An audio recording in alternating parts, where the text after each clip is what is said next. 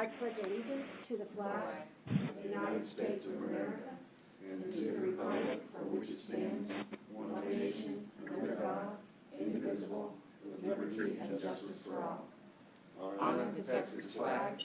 I pledge allegiance to thee, Texas, one state, under God, one and indivisible. Okay. Good morning, Laura. Good morning. Good morning. We're glad Good to morning, see your Judge. face. I haven't seen your face forever. I know.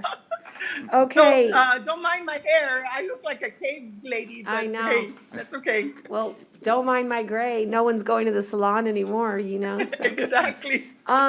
So if you would take us through, you didn't have the benefit of seeing our budget workshops, I guess, from a week ago, but what we do is kind of let you take us through the three requests, which are outlined by operating, capital, and personnel, and then Dale can kind of fill in the blanks, and then allow commissioners to ask some questions, but we think the new software is very excellent. It really helps us go through the budgets easily. So you want to start with operating, and Dale can be here as well because he does a lot of that for the departments. Basically, on the operating, all we're asking is kind of like a wish list. I think I don't have the budget with me. Okay. It's a new copier. But, yeah. And so it's assuming that you can do it, that's what we would need.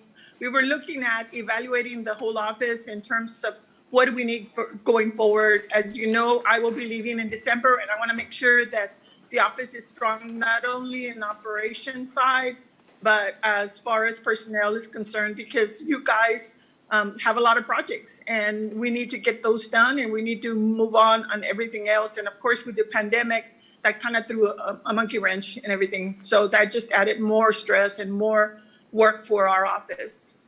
I thought you were going to say you guys have a lot of problems instead of Yeah. projects, With which would also be regards true. With regards to personnel, in the last year, we've had a lot of trouble in hiring and keeping them. I've been pretty lucky through the years that I have not, that I've been fully staffed. A lot of it is, of loyalty. They've been with me for a long time. And, but I'm not going to be here. So you're going to have new administration.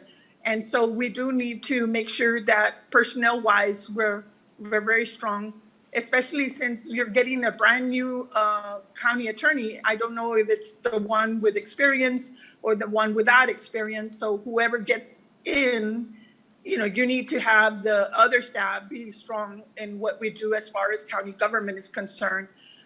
To address the issue of hiring, we looked at the last time that salaries were evaluated, and I was hoping that the report from the consultants was available, but obviously it's not. Was 13 years ago. That commissioner's court basically just gave me an X amount of money, and based upon that, I was able to use it in terms of salaries, but I was not able to create a ladder. And a ladder is very important in terms of retaining attorneys because they got to know that there is a possibility of improvement, of moving up. And so therefore, this proposed salary comparison, I've addressed the attorney 2 situation, and I've also addressed the retention because I'm asking to create 2 more attorney 3s as senior attorneys. And then the assigned attorney 3 that is existing right now is basically moved up as an assistant in the ladder. And of course, in any ladder, you're going to have differences in salary. So basically, I did do that. Let me see. As far as the budget is concerned, or my budget is concerned, I do bring in money to offset the assigned attorney for the hospital district. The board and obviously the district itself is paying for that salary, which is very very great for us. And in terms of CPS cases, because we do a lot with CPS, we have two lawyers. They do give us a percentage. They have a formula. It's not 100%, but it is somewhat a percentage.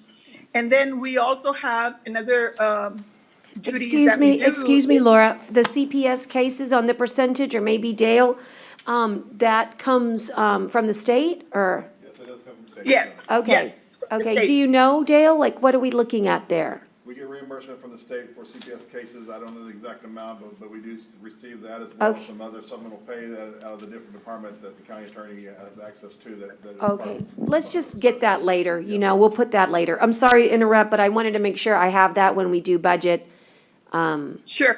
evaluations. later. And that is based upon a budget that they approve with us. In other words, they pay it's gonna be a percentage, right? But they're gonna pay for the attorneys, the two attorneys, and the supervisor, some portion of it, and also any equipment that we need. But obviously, we always have to ask in advance before they approve it, and it has to be in their agreement. So, but what I'm trying to say is that there is an offset with regards to that. The other area that we do offset is collection of bail bonds.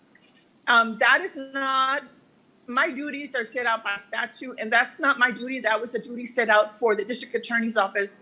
But way back when, the county attorney back then agreed to take that on, and I completely agree with that and continue doing that because we bring in some money.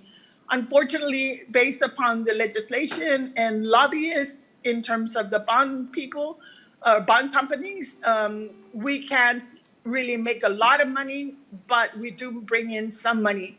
And basically for this year, 2019, we did collect $45,661.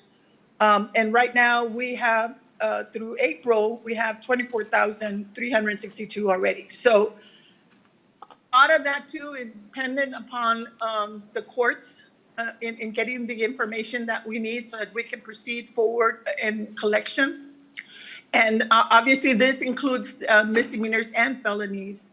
And so on the felony side, the district courts, we do collect, but it all, like I said, it all boils down to them. They're the ones that issue the orders.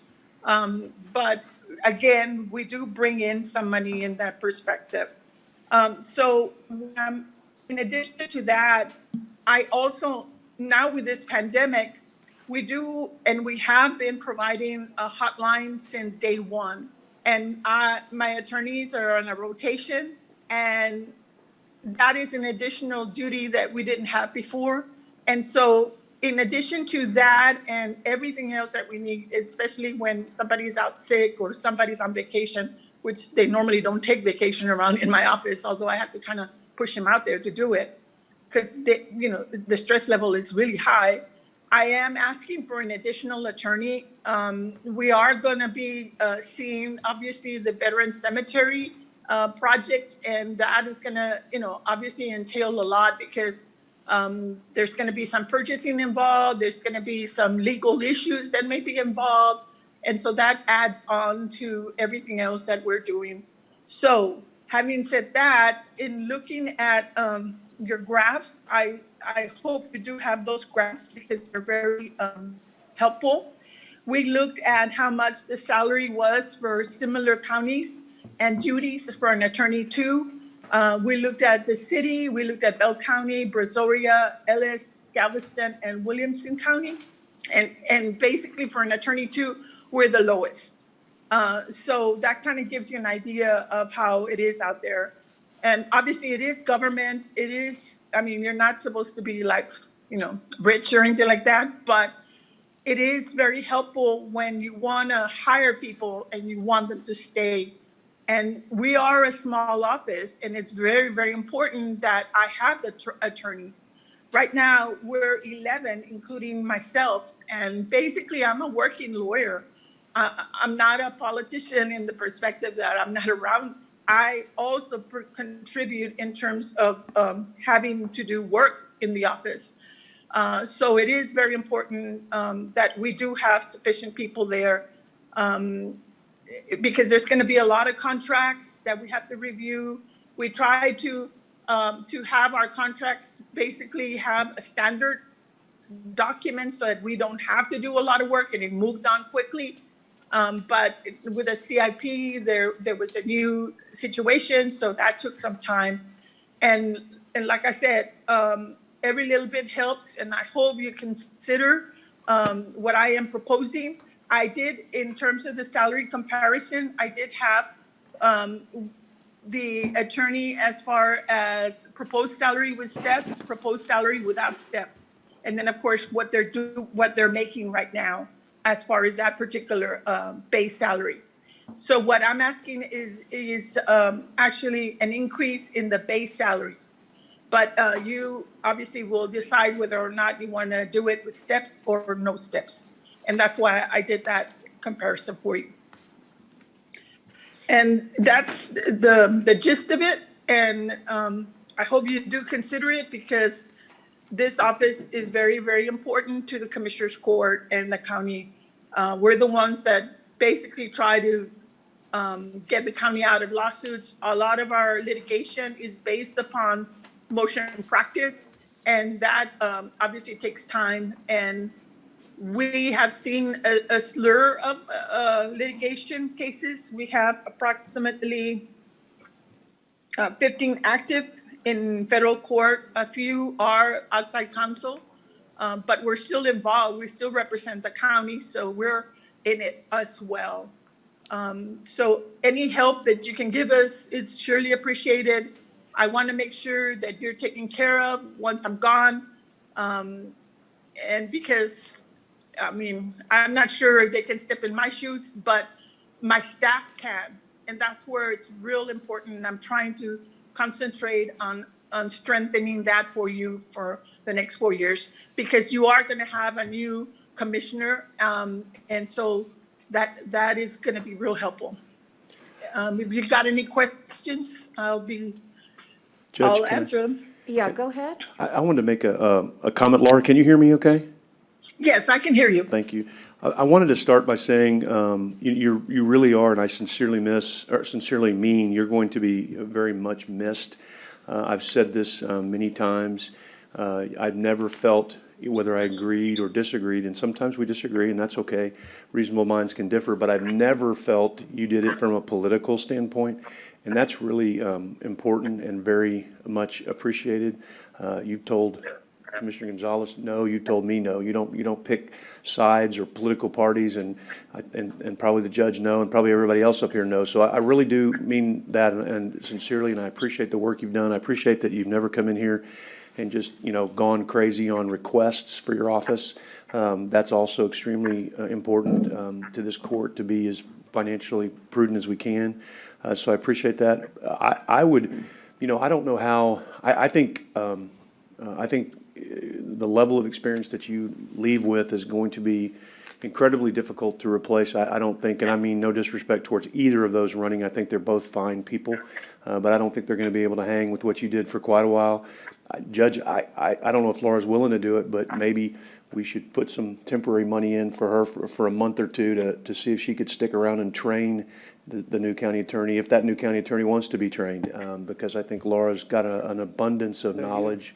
And See, Laura, they won't let you retire. well, and I mean, I don't know that she wants to. I get it, and maybe it's 30 days. I'm just throwing it out there as an idea, because I think when you replace a position like the county attorney with, it is going to be it's a tough one, because I don't think people understand how integrated the county attorney is with the court. She's almost like an ex officio member of the court. I know she advises us, but she really is a huge, huge factor, and I really appreciate the job she's done. So I'll look at all of this stuff, and I don't see anything in here that's super offensive to me at any means. But I would just throw that out to see if Laura would be willing to stay on for 30 days in some consulting capacity. And I mean, obviously, that's a great idea if that's what she wants. She may not be able to, And the new county she attorney may be able not to want it. resist that tempting offer, but, but having said that, I think it's obviously something that I thought of is also, and I know that Laura knows this, is that whether it's her or another county attorney who served in another urban center, a transition person is a great idea, because of the caliber of lawsuits that we have pending here, not only, from, civil, 1983 actions that are complex. And I don't want to step on anybody's toes, Judge, because I get there's a new Yeah. county attorney, and I do not in any way want to insinuate that No. both of those people are not capable of handling it. But at the same time, it wouldn't be fair for us to ask Laura just to help out of the goodness of her heart, even though she probably would. And maybe it would be advising the court instead of advising the county attorney's Yeah, office, or, yeah. do it like that to where it's Sure. not, like, I don't want her, I mean, Well, just so you she has know, big that's- shoes, and that's a that's gonna be good- a hard, big shoes to Yeah, fill. it's a good idea. Just so you know, in many urban counties, there's lawyers that the court hires. And the So court maybe- has maybe we their can go own that way. lawyer, and then there is the county attorney. And so that's not unusual, and that's certainly something we will and can look at. I don't want to take us too far off track. I want to go back to the operating budget just to clearly delineate for Laura. She doesn't have it in front of her, but basically, commissioners, it's $7,300 additional, but it's very reasonable. It has to do with cellular phones and a new copier and an extra $1,000 for CLE, and of course, that's because there's contemplating an extra attorney. Dale, do you have anything else to add? Well, that and as well, the new attorney coming in will be required to do training as well. Exactly. that's- So I think it's super reasonable, I know. So, and then on the capital outlay, it's basically built in two areas, and let's see, it's basically it's just types of things that are desks and chairs and things that also look quite reasonable that maybe we could even look at now, but anyway, I just wanted to make sure that we covered the capital outlay request. It's all basically desks, chairs, and what I call office furnishings.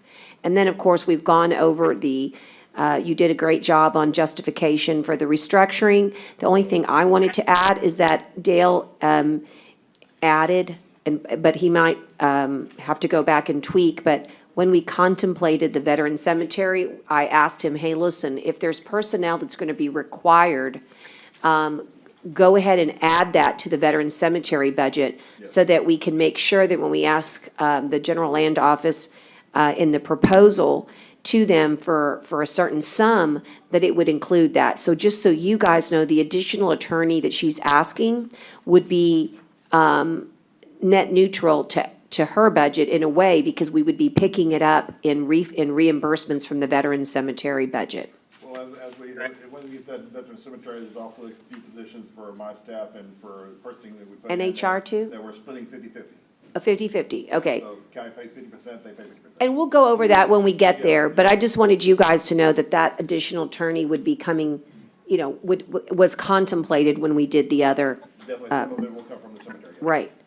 Okay, Now, one question, one on the. Go ahead. There's one item on there that says conference room build out electrical cost of her department, that's a function of building superintendent, so that. cost That'll is come out. 1570, okay, so that'll come out. yes. You'll get that redone, So okay. That would, she should, I'll start talking to Juan, and we can Right. work on that for next year as part of the 1570 budget. Great, so that $5,000, Laura, will come out of your capital outlay. 3,500. 3,500, but isn't it 15, oh, the table, never mind, I saw conference room, 3,500. We'll readjust that, Laura, so. Okay, are there any other questions for the county attorney? I do, I have one. Yes, ma'am. Not from her, but Dale. Dale. Can you, of course, get us the exact percentage from the CPS cases? And also, I'd be interested to know how much we've had to spend on outside counsel for 2019 and 2020. We'll definitely get the information, going through the reimbursements we've had in the past. We've been anywhere from $100,000 to $125,000 every year for reimbursement for these type of cases, but we'll get you the numbers. Thank you. And also, it might be good, Laura, just to get us well-versed from year to year. Litigation changes. Sometimes we run a light load, sometimes we run a heavy load. Because I'm the person that gets served, I would say we're running a heavy load right now. And so it'd be good also to, figure out, I do provide a quarterly report. yes, So if you would like, that'd be to good. give it to the rest. Yeah, that'd be great, just to give us all the refresher. Okay, that was pretty painless. I'll just echo that, yeah, most county attorneys in other urban centers get the distinction of being a senior partner or a manager. You don't. You are more than a working lawyer. I mean, you are the number one workhorse up there and for your team. And you're right, you don't get the luxury of sitting back and managing other lawyers. You have to write and research and brief and be available nonstop. So it's such a critical elected office, and you've served it so well. So thanks for making sure that it's set up in a way that continues to honor the work that you put forth and creates a pattern of success for whoever inherits and takes that seat. If there's nothing further, we'll let you go. And as they say, I know you've got lots to do. Thank you. Thank you, commissioners. Thank you. Yeah, Judge. thank you. Thank you. Bye. Okay, so that concludes the county attorney piece of it, and this is a short budget workshop this morning. We only have one other, correct, Teresa, just one other department today? No, it was only the county attorney. Oh, so we're not gonna, you're just providing the veterans as an extra? Well, Tyner thought you was gonna talk about the veteran cemetery. Oh, I He actually can? hand this out. Okay, good, so that's what I'm saying, so I'll be able to do that. So, commissioners, I recognize that we only had the one item today, and I thought, well, let's use our time wisely, let's look at this, because you're gonna wanna ask a lot of questions. So you'll recall to remind everybody, I guess, over a year and a half ago, maybe, gosh, time flies. At least a year ago, maybe it's been a year, the General Land Office made the decision to restructure how they are handling the 4 veteran cemeteries in the state of Texas. There's one in Mission, one in Abilene, one here in Corpus Christi. Oops, I'm missing the last one. Is it Killeen? Yeah. And they had a third-party contract with a company who managed all 4 of them. And it's their desire and wish to transfer the management and pay for that management to either cities or counties. And so we, having veteran services so robust in our county, and having JJ de la Cerda, who runs veteran services, having been the former supervising manager of the veteran cemetery, we believe it to be in the best interest that the county at least explore what that opportunity might be like. So we put together a budget based upon both the General Land Office's requirements. They have, for example, certain, I guess, organizational structure that they, require. And they also have a member of the Veterans Land Board that is going to be a person they pay that will also be a part of the management there on the ground. And so this is a full budget that represents the universe, including, Dale, is it 14 people? I'm trying to remember. Correct, yeah, 5, 6, It says 13.25, but that's because of the, the 50 and the 75, so it's. right, so I'm gonna yeah. call it a 14. Yes, 14. 14-person operation, and this is the budget that has been carefully reviewed. So the proposal would be to send this to the General Land Office, and they would then reimburse us by contract, that the county attorney has, my goodness, spent lots and lots of hours going back and forth, working with them. Judge, on that, I know we've talked about this before. I think it's a great concept. We have to do everything we can for this veteran cemetery. But the question that I'd raised before, and I haven't seen the contract, was, my concern is always, they'll give you some money for a while and then it goes away. I'm assuming there's a long-term commitment in this contract by the GLO, because certainly we can't afford to do this. We can't afford not to do it as a community, but we certainly can't afford to absorb $900,000 if the GLO does this for a year or 2 years and then says, okay, it's back on you, county. Right. I know we've probably addressed it. I just think that's an important point Right, to bring so, out. yeah, so I'll have the county attorney brief us on it better. I don't have it handy, I understand. but my recollection is yes, I mean, for cause, they can get rid of us, but it would have to be for cause, obviously, we did something terrible. And the same way, we can say at the end of every year, we can't do it, and they can go find another private, contractor. So they have the opportunity, but everybody that, just like before, the people that work out there serve at the pleasure of, right? And so nothing's guaranteed, just like this budget's not guaranteed. But the idea would be that, I feel like there was a 3-year commitment. Dale, do you recall if there were options? I believe there was a 3-year contract, yes. It was three, Was it 3 year, was it with? maybe 2-year options? Yeah. I believe can't so. recall, but she'll, 5 years. let's, darn it, I should have had her stay on, but she can come back. Belinda's really is the one that's worked this contract quite a bit. But the idea is we wouldn't lose money here. And in fact, I might suggest that it allows us to build our staff in a way that they'll be committing to most of their time with Veteran Cemetery, but also allows us to cross-collateralize them, right? So like in the auditor's office, we'd have somebody dedicated, but at the same time, and that's why you see only, I believe, a 0.5 rather than 50% of their time. Yes. Judge, this is, I mean, again, I can't stress enough, this is a phenomenal facility. It is a phenomenal part of this community. We as a county should do everything we can do. I think I'd suggested before, and it may not work, was to include the city in it because, having more, but I get some people don't like to combine, but as well as we work with the city, that to me wouldn't be a bad thing. But nevertheless, that's not like a deal breaker or anything for me. I just thought, let's have more skin in the game and more people involved. And, this is such a great facility that we want to make sure that we can do everything to Yeah. to And keep it. I just want to, make sure that, and it sounds like we're addressing it, I just want to make sure that we're really looking at this because this has got to succeed. Right. And I'm not a guy, I'm the guy that always wants to outsource. This is an exception for me. Yeah, without a and doubt. also This the is a city neat has the deal. mayor's committee, on Veterans Affairs, that's run by, it was run by Martin Longoria forever, who's now at the VA.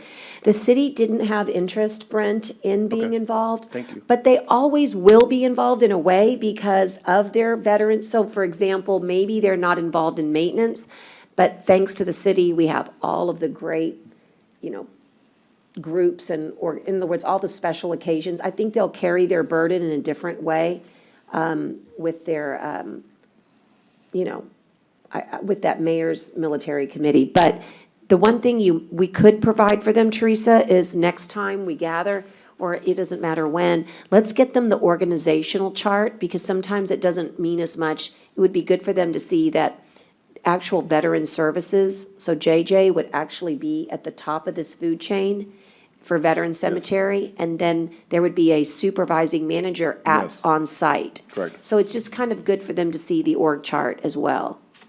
But I hear you, and I think this is just step one, but we needed you to know, this would be the number, and then this is what we're asking to be reimbursed. And I also told Dale, it's very important that you have contingencies. You certainly don't want to get into a reimbursement disagreement. And so we want to, what if something, We built Breaks a little or- bit of contingency in there. As you see, our revenue we're projecting is less than our expenses. So, more than our expenses. So if they provide us that and our expenses are whole, then we should see additional fund balances. And if you see on the one that says other services and charges, I put about $100,000 worth of administrative cost yeah, that they reimburse the county for Right. my staff, for HR staff, for your staff, and Right. legal for whatever they might do to cover that. So we put in $100,000 for there to cover any stuff that we do as a county for those purposes. And I've gone through 3 years of budgeted that Tyner was able to provide for us and to try to get the stuff that we know that's there. We've eliminated a lot of it because we're not required to file taxes with the state. We're not required to do some of the stuff that was already there, but we've put as much as we think we could possibly fit that matches this. And we foresee if this is truly done, we should always Be ahead. Be ahead, right. That's the goal. And we've been real sensitive to that. yes. Anyway, do you have any questions, I Commissioners? have a question. Go ahead. I know this is just the preliminary It is. look at this, but my question is on some of these positions with the total salary. Yes, sir. And then the total benefits. The same position is listed, say, building and grounds workers 1. You have two positions that show total benefits of 15,269, and then the other two positions show the total benefits at 7,464. And so I was wondering that, and then also further down, some of the other positions like the foreman 2 and the foreman, I'm assuming foreman 1 position, you're seeing that there are larger total benefits for the foreman and then the foreman 2. So, Well, what we would try to do, because when we receive this information from them, a lot of the benefits that they didn't show, for example, our medical expense. We don't know, for example, if we hire these employees, which one would require full insurance, single insurance, or no insurance at all? So some of them we put in a full insurance packet, some of them we put in small insurance, and some we did put in none to make sure we cover enough balances. Now, if we were to include everybody, that 155 would almost be double that. If everybody took family. We know not everybody's gonna be family. We understand that, but we wanted to put some cost in there to, just in case these people chose to do this, we would have the budget there for it. and so then. And we didn't know because If we get to the- that point and say we do get a bunch of people that want or need family or a higher rate. Yes. Than just the individual employee, then where do we make up that difference? I mean, we're already looking at a budget change order, or how does that work? Well, for example, like I said, we put in some costs for administrative costs that we can refunction to do some other stuff, to move some balances for benefits. And we'll always have if we receive 900 on 866, we assume we'll always have a positive form for it. So we should have a contingency always built in. Okay, thank you. So actually, what we're gonna ask for is higher than what's here, right? Pardon, sir? What we're gonna ask for is higher than what's here? Right now, we're with the budget I put in, we're asking for $900,000 on the budget of 866. So we're asking for about $40,000 more than what our expenses are. But if we know from the past, a lot of our times our expenses aren't 100%, so that should give us a little more of a fund balance. Cushion? And it should be Yes. good for the state, because we as a county are eliminating a lot of the issues. Yes. That a third-party contractor problems. would, be bringing to the state. And of course, the state receives their funds in part from the National Cemetery Fund. So it's a very interesting funding mechanism, but there is a gentleman named Eric Brown, and he represents the state of Texas in the cemeteries, with the cemeteries, the 4. And I think it would be a great idea, since we're getting pretty refined here on our numbers, Dale. I think it's probably time to either do our Zoom meeting, or if he wants to come here, I don't know. Typically, he'll make visits. We need to reach out to him. I know Tyner's listening, so Tyner, if you would make that, it's probably time to really go over the budget. The contracts stay with the lawyers, right? But the budget, probably Eric, and I don't know if you've had an opportunity to visit with Eric yet. No, I have not, no. I think it's time. I think it's good to do that. This fits our budget platform, but I can go in more detail on all these expenses. For example, other services and charges do include that $100,000 that I'm calling administrative costs for us, but also includes flags and other stuff that they purchase. I can give you a detail of each one that makes up these categories. Just good to know. We're going to have a lot of interest in this at the Veterans Roundtable. They always inquire about this project and how we're doing, and they just have a real need to feel like, I guess, that it's locally controlled, right? Because we do things. I want to share a good story with you because I think this is it, right, today? Yes. Okay, I'll share a good feel story with you. It's a COVID-19 story as well. And that is that there was a gentleman, let's just call him Bill. And Bill was part of our greatest generation. He was one of our last World War II Pearl Harbor survivors. There's still one left, but he was one of 2. And he passed away during the middle of COVID-19, but at least towards the, I think were in maybe phase 1 of our reopening. But our veteran cemeteries were completely on lockdown for military honors. So you could get buried there, but there was no military honors, there was no 21-gun salute, there was nothing. And that was because the guard, they didn't know how to, protect them. So at this point, everything is open, pretty much. We're in reopening. and our beach, everything is, I remember it because I remember thinking, if our beaches can be open and packed, explain to me why we can't have a 21 gun salute, because I know the grounds very well, and I knew that we could put the guards so far away from the family, and I knew we could separate them, and I knew we could work it out. And so we called the general land office, and that particular day, Senator Hinojosa came into town, and he, of course, is a great veteran. And so we called Eric Brown, the head of the Veterans Affairs, and we called the general counsel and chief clerk, and they all agreed after careful thought over the weekend. And by the way, it was a Friday when we made the call, and the man was going to be buried on Monday morning at 11. And Monday morning at 10:30, they gave us the go. And in 30 minutes, we put our Patriot Guard, our local Patriot Guard, ran over there. Of course, they were on alert that they might get the call. And it was pouring down rain, like the worst, one of those beautiful, heavy, heavy South Texas rains.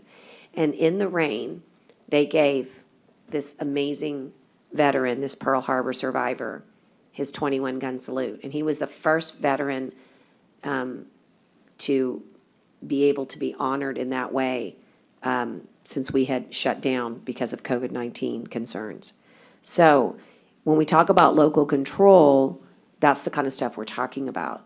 And the only reason that could happen is because we have this local volunteer corps of honor guard. It doesn't happen in any other cemetery but here. So I just feel like for many reasons, and again, the reason that happened is because JJ helped me all weekend long, make sure all those guys were on alert. And Dotson Lewis, who heads up, he's sort of the central, he's our go-to operations guy for the mayor's military affairs, and Martin Longoria. And this is a great thing to do.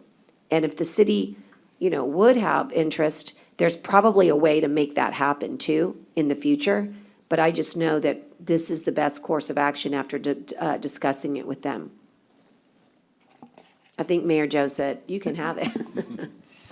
But again, they have a different, we have veteran services, right? We have an entire department, Well, they are paying Built for the for it. utilities. and they're paying for the utilities. Yes. So they do have skin in the game then, Commissioner. That's great. And maybe there's more ways we can, pair up, but. Well, we'll ask for the county attorney to brief us on the legal pieces of it, but this looks good to me, Dale. Very good, in fact. May I have Teresa? Add the attorney's position over here. We need to add it to the budget. I will add it to the budget on that. That'd be great. The only question I'll have and maybe this will put a question for Laura, how much work do they expect to do for the cemetery to how much they plan Right. to do for the county? We can, Do for the example, 50%. mine, I split 50/50 because I knew half the time mine, but Michael's senior buyer, but 3/4% will be for just the cemetery. Same thing for the attorney. Do we split it 50/50 or 75 for the cemetery and 25 for the county? That's a question we'll have to ask. Right. For right now, we'll go 50/50, but. Yeah, that's good. I have a comment, Judge. Yes. I think it's a great idea if the county took over the veteran cemetery, and I disagree with with the city sharing. I think you just can't have two bosses. We see that with the health department, and I think it causes problems. But, John, you made a great comment on the benefits down here, and Dale, you do your budget like you want, but I would like to see a true picture. To me, the true picture is when the benefits are the same, the highest you can go of what could happen, definitely instead of will up there. that, But yes. do it however you want to. But thanks for bringing that up. Yeah, we'll definitely put a list of, here's all the benefits we send in, which is FICA, Yeah. Medicare, unemployment, retirement, as well as insurance. I think that's where it should go, just for me, anyway. Yeah, it's helpful. Okie dokie. So we're actually done, but it's a good day if you're here to continue working on budget, continue asking questions. I know I'm going to spend the rest of the day on budget and on COVID. But the one thing I wanted to do, and I know it's not like a formal meeting, but it's as formal as it gets. We're being recorded and televised, and we said the pledge. So I'm really bothered about something, and I want to adjourn in memory, and I'd like to do it again at our formal meeting. But we lost someone really, really special in our Nueces County family, and she was buried yesterday. And I'm bothered because I couldn't get to the funeral, because there's always an emergency. like my daughter says, you keep saying that. And she's right. It seems like it's unfair when you can't even stop to mourn people because there's a crisis every minute. And so I wanted to take a moment to mourn and to literally, I mean, hopefully not cry, but just truly mourn somebody that was very special. Her name was Camille Galbraith. She was a natural resource specialist for coastal parks, and she was 38 years old. And a Monday ago, she was at work. And 2 days later, she died. And she left behind a loving, beautiful family, including her mom and stepdad, and her little girl who's 6 years old, whose name is Sway. I love that name. And she was buried in Sinton, Texas yesterday, and I'm feeling really bad about not being there to let her family know how much she meant to me personally. She handled our dune permits after DePac left us. She was personally working on projects that were monumental, in my opinion, to coastal parks, including our mitigation policy. And we talked about her leading an educational program where kids could, at our new observation deck, we were talking about a field guide because she, like I said, was a natural resource specialist. She had a graduate degree. She was really just getting going in her professional career, and she was already proving herself to be so valuable.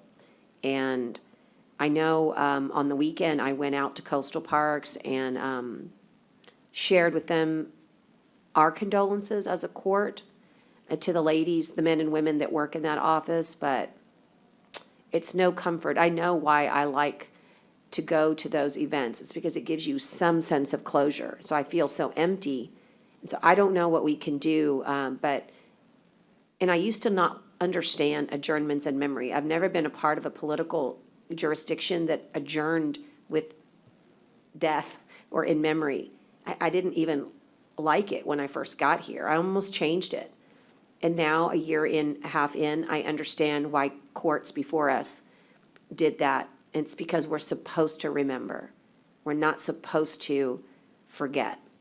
And so I'd like to close in memory of Camille Galbraith. If anybody knew her and wanted to say something, I'd be happy to entertain it. And then Tyner, since you're listening, could you please make sure that's on our July 15th to do the official one where we sign and do all those things? And I would like to have a card, when we lose a family member, all the ones you've lost, Dale, maybe we should start, some personalization besides, we do it here, but I don't know, just feels so wrong during this COVID time to not be able to share with her family how much her work meant, So, as they say, here's to Camille, and I look forward to doing the field guide that she was going to help me build for the children for the observation deck, and I'm going to make sure that I dedicate the field book to her because it was really the inspiration of talking to her about it that got me excited. So, anyway, anybody else have any adjournments in memory? Okay. Judge, I had one, but I wanted to do it later too, but I know you probably knew Tommy Burke. I've been from the country club. I did not know Yeah, that he I'll passed. bring that one up, and I appreciate you mentioning Camille because she was definitely an amazing part of that coastal park staff. But Tommy Burke, and I'll do that one again on next week as well, but, a longtime member of this community and golf pro for many, many years and taught, I don't know how many hundreds and hundreds and hundreds of kids to play golf and Yeah, just a mine. super nice guy. Well, it's just like I said, it's a sad time because we're not even able to mourn the way we like to mourn, But anyway, tell us before we leave, Teresa, we're coming back again on, got a calendar? I've got mine here, I can look. Let's see, July the 18th? It's gonna be August the 3rd and 4th. Oh, I'm sorry, that's The mine, workshops okay. start. August the 3rd and 4th. July 18th through 18th? That's for me. It's just a meeting with the auditor for me, Oh, July 18th. August. I would like to give you guys, Dale, when Ronnie Canales, the chief appraiser, gives us the certified rolls, that's July 27th.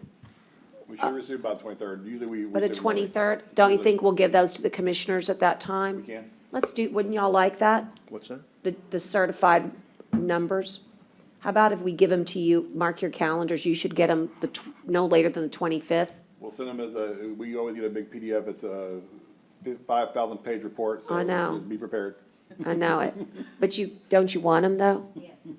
We'll definitely provide you the copy of what we've received from the appraisal district, yes. And then the most important thing is on July 30th, Dale will provide the, we've got new terminology. It's called the no new revenue tax rate and the voter approval tax rate. Yes. And I want you to know, there's been a lot of discussion in Austin about whether or not the rollback really means 8% or 3.5%, debating on whether we're in a disaster or not. The Attorney General's had one opinion, and then I actually heard that maybe coming out of another office, there might be another, but the way the law was written is that if you're in a declared disaster, the rollback rate is still 8%.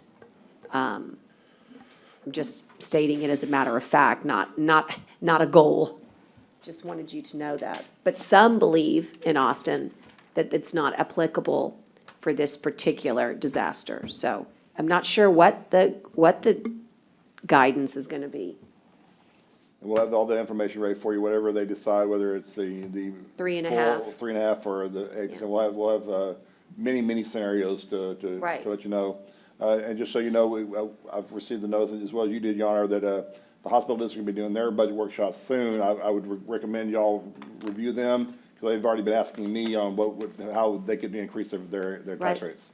And I just want you to know, remember that there was when, last year, you know, I was gonna say we made the gentle recommendation that they take on their budget some items that seemed they had a direct health component, just to show you how there are success stories, and we should really look at that, and Dale and I know and I will.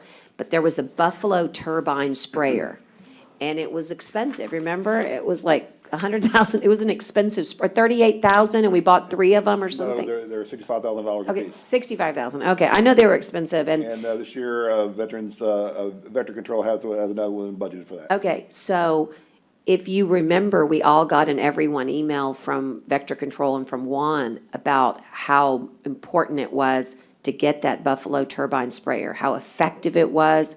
He showed you all kinds of, you know, efficiencies, and of course, mosquitoes can carry terrible viruses. So all I'm saying is that when we make good decisions like that, it's about health. It's not about, oh, we don't want to pay for it, let's send it over there. It's not that. It's that there was a direct component to health, and then I'm sure we all forgot about that Buffalo turbine sprayer. But when it came back around this year to spray, it made a major impact. Wasn't it your area, John? I was trying to remember when Juan sent that. They can cover a lot of area with that. We've never had this kind of coverage before in the rural areas because we have this sprayer. And so all I'm saying is that if we see something like that, that's really gonna be effective, I'm sure Johnny wants to know what that is this year.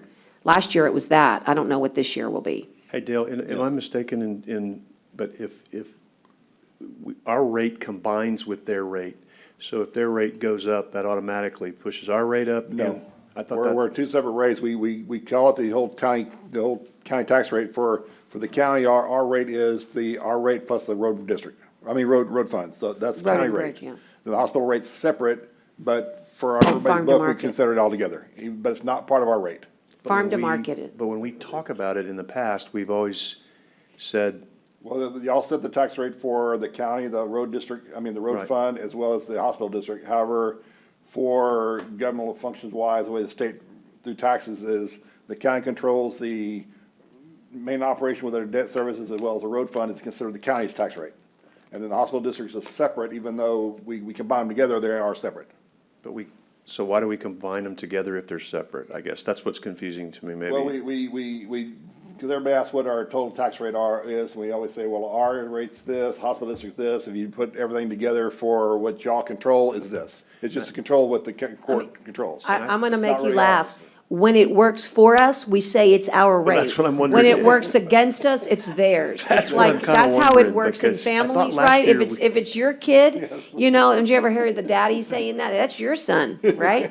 But if you got LAs, that's my boy, Yeah, I right? thought that It's was. It's kinda like that. But at the end of the day, it's two separate rates because. Two separate rates, and they're their gonna be rate has diff- no they're gonna effect be on different ours. from ours, right? So when we said when our rate last year, when our tax rate went down last year, that had nothing to do with their rate. Correct. That was a That's separate correct. rate. That's Okay, correct. so, but I do think that's been, that's a good analogy, Judge. I think that's what's been done. Oh, yeah, And they've so, used okay. it to help a lot. We just report that way because Yeah. that's the rate that y'all approve. And I feel- It's not combined, it's just that's the We need to rate. like. And I don't want to feel say that I about feel sorry for the hospital district, but I kind of feel sorry for them because they've been in limbo for too long with this Center for Medicaid Services, not really understanding what their supplemental income's going to be. I wish they would just decide in Washington because the hospital district is really in limbo, not really knowing whether their intergovernmental transfers will give them X or Y. And I think that's a real problem for them in fixing, I don't know how they're gonna tackle it, but, you know, I've encouraged them to really reach out to legislators at the federal level to say, hey, look, I mean, we need to know in Texas if our structure from LPPF standpoint is your preferred method, or can we stay the same? Because you'll remember, they put us on a watch list.